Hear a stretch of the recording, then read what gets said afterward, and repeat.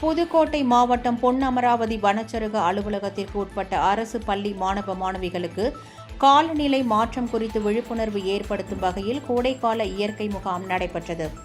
பொன்னமராவதி வனச்சரக அலுவலகத்தில் காலநிலை பேரணி நடைபெற்றது. அதனைத் தொடர்ந்து வனம் சார்ந்த விழிப்புணர்வு ஏற்படுத்துவதற்காக திருமயம் மலைக்கோட்டை மற்றும் காஞ்சாத்து மலை உள்ளிட்ட இடங்களுக்கு மாணவ மாணவிகள் சுற்றுலா அழைத்துச் செல்லப்பட்டனர்.